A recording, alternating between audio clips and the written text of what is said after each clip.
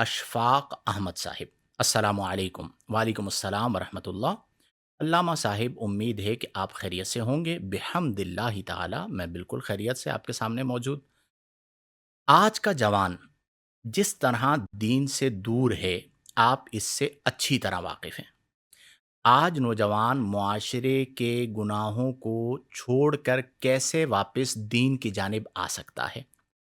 اگر ایک شخص خود کو دین اسلام کا اسکالر بننا چاہتا ہے تو اسے کون سی کتب پڑھنی چاہیے؟ بہت اچھا سوال ہے، ہمارے معاشرے سے ریلیٹڈ ہے۔ سب سے پہلی بات جو انہوں نے کہا کہ آپ اچھی طرح واقف ہیں کہ آج ہمارا نوجوان کتنی تیزی سے دین سے دور ہوتا جا رہا ہے۔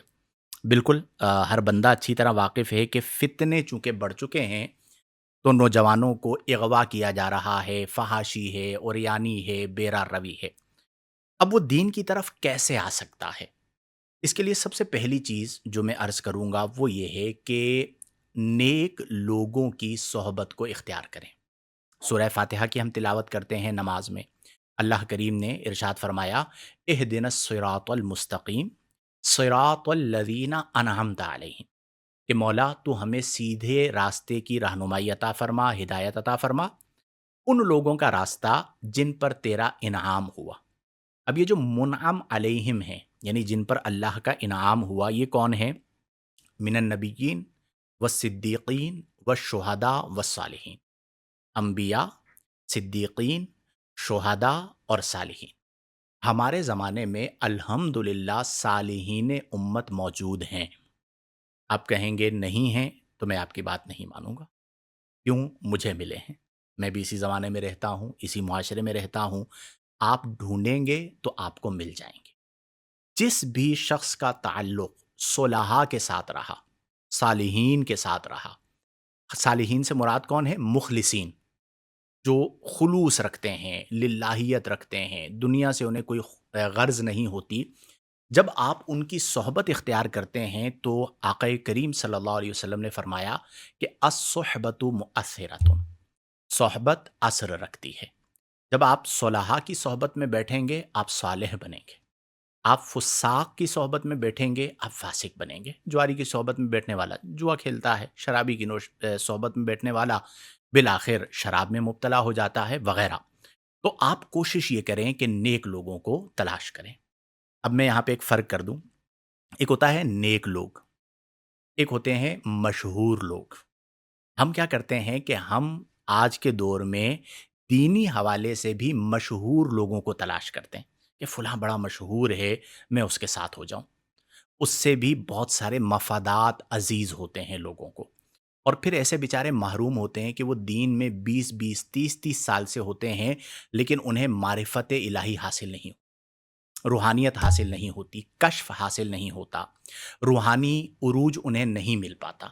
تو شہرت کے پیچھے نہ بھاگیے، نیک لوگوں کو تلاش کریں۔ ایسے ایسے لوگ ہوتے ہیں اللہ والے کہ وہ اللہ نے انہیں کیا شان اور کیا مقام عطا فرمایا ہوتا ہے، لیکن وہ اپنے گھر کا سودا خود خریدنے جا رہے ہوتے ہیں۔ میں نے ایسے لوگوں سے ملاقات کی ہے، 4 لوگ بھی ان کے پاس نہیں بیٹھے ہوئے ہوتے، لیکن اگر وہ کسی کو اپنا قرب دے دیں تو پھر ان کا قرب اس شخص کو اللہ کے رنگ میں رنگ دیتا ہے، کیونکہ ان کا اپنا رنگ نہیں ہوتا، وہ جو بھی آتا ہے اسے اللہ کے قریب کرتے ہیں۔ تو سب سے اہم چیز یہ ہے، اپنے بچوں کے لیے، اپنے دوستوں کے لیے، اپنے بھائیوں کے لیے اپنی ذات کے حوالے سے اچھے لوگوں کو تلاش کریں، اور جو وقت میسر آئے ان کے پاس بیٹھیں۔ ایون جو علماء ربانیین ہیں، عالم ربانی جو مستند عالم ہیں، آپ کے علاقے میں کوئی نہ کوئی عالم تو رہتا ہوگا، ان سے آپ ملاقات کا سلسلہ رکھیں، کبھی ان کے پاس جا کے بیٹھ جائیں۔ اپنے جو ائمہ حضرات ہیں آپ کی مساجد کے، ان کے پاس جا کے اپنا وقت گزاریں، یا ذکر کی محفل ہو، محفل نعت ہو، تو صحبت جو ہے وہ آج کے دور میں آپ کو فتنوں سے بچا سکتی ہے، وہ آپ کے اندر ایک روحانیت پیدا کرتی ہے۔ دوسری چیز یہ ہے کہ وظائف کی پابندی کریں۔ میں اکثر طلباء کو یہ بات یوں سمجھاتا ہوں کہ آج کے دور میں وہی بچے گا جو مصلی اور تسبیح تھامے گا۔ اگر آپ کے وظائف مضبوط ہیں، آپ پابندی کے ساتھ درود پاک پڑھتے ہیں، آپ پابندی کے ساتھ روحانی وظائف کرتے ہیں، اچھا میں وظائف کی بات کر رہا ہوں، معذرت کے ساتھ عملیات کی بات نہیں کر رہا، وظائف جو ہیں وہ قرب الہی کے لیے کیے جاتے ہیں۔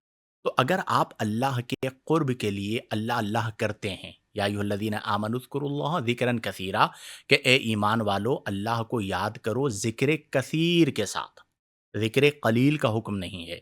تو کثرت سے جب آپ ذکر کر رہے ہوتے ہیں تو آپ کے قلب پر اطمینان اترتا ہے، جسے کہا جاتا ہے نزول سکینہ۔ الا بذکر اللہ تطمئن القلوب، کہ اللہ کے ذکر سے دل اطمینان پاتے ہیں۔ یہ جو اطمینان ہے اسے میں الفاظ میں نہیں بتا سکتا آپ کو۔ جب آپ کو یہ اطمینان ملے گا، جب آپ کی خلوت بھی جلوت کی طرح ہوگی، جب آپ کے دل میں یاد مصطفیٰ کریم ہوگی، پھر جو لطف ملتا ہے کیا کہنے۔ وہ فرمایا گیا نا کہ دل میں ہو یاد تیری، گوشائے تنہائی ہو، پھر تو خلوت میں عجب انجمن آ رہی ہو۔ تو یہ جو قلب کا تعلق ہے یہ اس ذکر کے ساتھ جوڑ دینا چاہیے۔ پھر ہوگا کیا کہ کبھی اگر جلوت میں بھی آپ ہوں گے نا، تو آپ کی توجہ لوگوں پر نہیں ہوگی، آپ کا دل خالق کے ذکر سے جڑا ہوا ہوگا۔ ایک اور مجھے شعر یاد آ رہا ہے، میرا پسندیدہ شعر ہے۔ فرماتے ہیں کہ سارا عالم ہو مگر دیدائے دل دیکھے تجھے، سارا عالم ہو مگر دیدائے دل، دل کی جو آنکھ ہے وہ دیکھے تجھے محبوب، محبوب کریم صلی اللہ علیہ وسلم۔ انجمن گرم ہو یعنی محفل سجی ہو اور لذت تنہائی ہو۔ تو وہ جو کیفیت ہے اسے الفاظ میں بیان کرنا ممکن نہیں ہے۔ تو آپ کوشش کریں، اچھے لوگوں کی صحبت اختیار کریں، انشاءاللہ نفع ہوگا۔